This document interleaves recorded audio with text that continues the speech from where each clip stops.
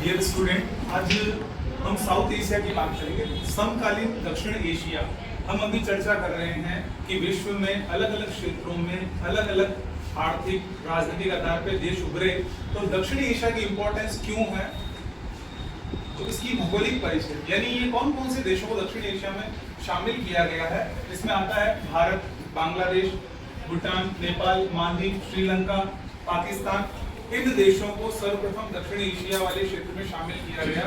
कुछ समय बाद अफगानिस्तान और म्यांमार को भी इसमें शामिल कर दिया गया।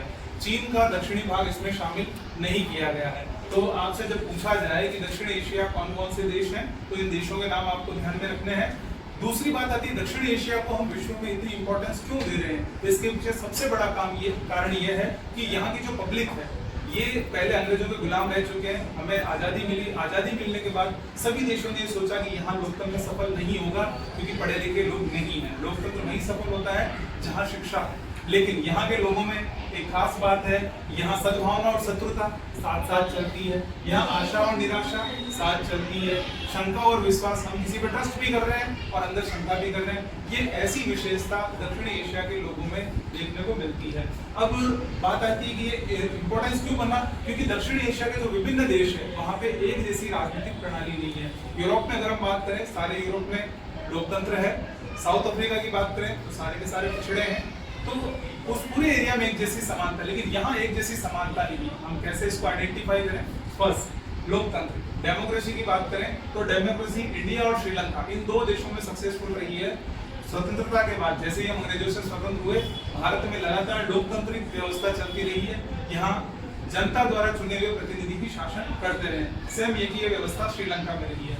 फिर हम बात करें बांग्लादेश और पाकिस्तान की। बांग्लादेश और पाकिस्तान ऐसे देश है जहां लोकतांत्रिक सरकारें रही है, लेकिन साथ साथ सैनिक तंत्र भी यहाँ हावी रहता है। यहाँ पे सेना जब भी हावी हुई है, उन्होंने क्या किया, प्रधानमंत्रियों को हटा के अपने हाथ में सत्ता ले ली। अगर हम बात करें पाकिस्तान की, तो पाकिस्तान में स्वतंत्रता के बाद यानी फ्रीडम होने के बाद दो सरकारें चली, जिसमें बेनजीर भुट्टो और नवाज शरीफ, इन दोनों की लोकतांत्रिक सरकारें सफलतापूर्वक कार्य किया। और उसके बाद में 1999 में जब हम बात करें कि यहाँ के जो मेजर शरीफ थे सेनाध्यक्ष, उन्होंने क्या किया, तख्ता पलट कर दिया।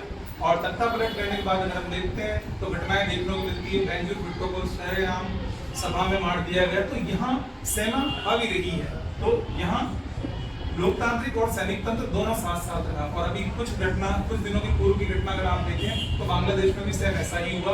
बेगम खालिदा जिया को भारत आना पड़ा अपना देश छोड़ के, क्योंकि वहां सेना हावी हो गई। अब अगर हम देखें तो इन देशों के अलावा नेपाल के अंदर राजतंत्र था। राजतंत्र होने के साथ जब इन्होंने देखा कि पाकिस्तान में, भारत में, श्रीलंका में, इन देशों में लोकतांत्रिक शासन व्यवस्था सुचारू रूप से चलने लगी, तो इन्होंने 2006 में नेपाल में संवैधानिक राजतंत्र घोषित किया। यानी राजतंत्र तो होगा लेकिन वो कॉन्स्टिट्यूशन के अकॉर्डिंग चलेगा, संविधान के अनुसार। फिर जब इनको लगा सिस्टमेटिक चल रहा है, तो इन्होंने 2008 में राजतंत्र समाप्त करके पूरी की पूरी लोकतांत्रिक शासन व्यवस्था की तरफ बढ़ गए। इन सब का प्रभाव भूटान पे पड़ा।